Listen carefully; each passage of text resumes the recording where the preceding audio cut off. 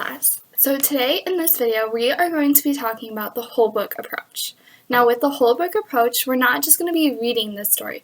We're actually going to be looking at how the story was made. So seeing the pictures and how the words were made and how basically the author and illustrator made the book different than other books.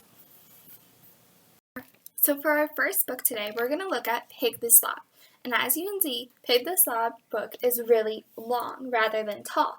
This is what makes the Pig the Slob book a landscape book because of how long it is. So that way we can see the pictures more. Now, for Pig the Slob, there is no wraparound cover, which means Pig the Slob is also not on the back. It shows a different picture. Now, with this picture, also, we can see the wording is a little bit different. That they make the words big and bold for us to see. And they also make the word slob look like cereal to emphasize that Pig is a very messy dog and that he eats a lot. Now, if we look at the end covers, we can see on the first end cover that there is a receipt.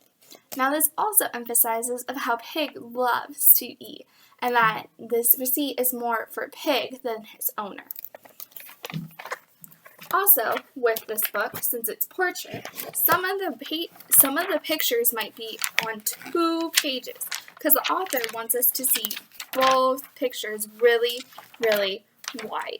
Or it can be like this, where the picture is on 2 different pages and it's showing different pictures.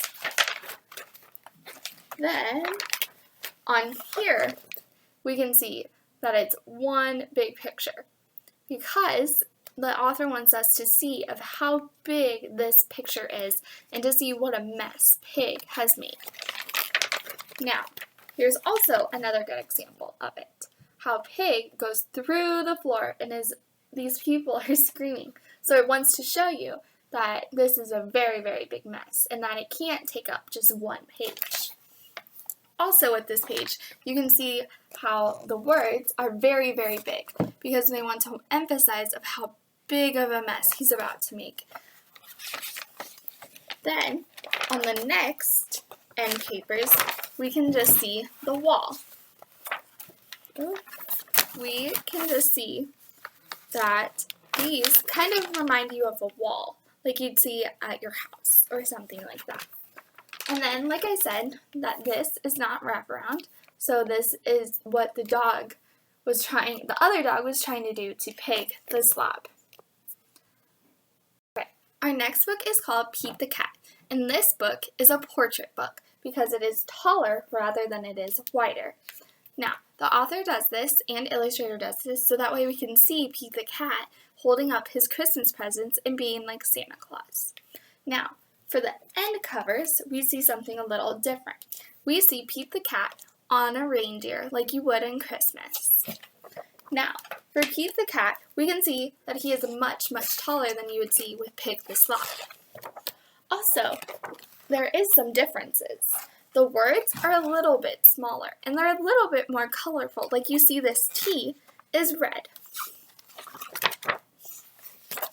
Also, with Pete the Cat, you can also see that they use more of using one big picture on both pages.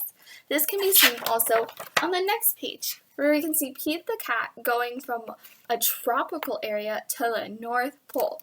This is giving us one big picture, but also splitting it at the same time, because we see him going from something really warm to something really cold. With Pete the Cat, they don't show much of those big words that we saw in the other book. We see more of the big pictures, so that way you can really, really see what Pete the Cat is doing.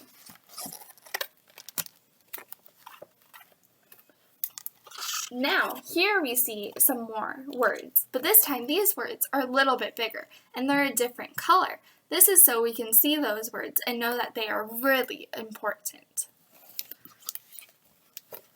And then we see also that this is the end cover, which we saw on the beginning of the book too.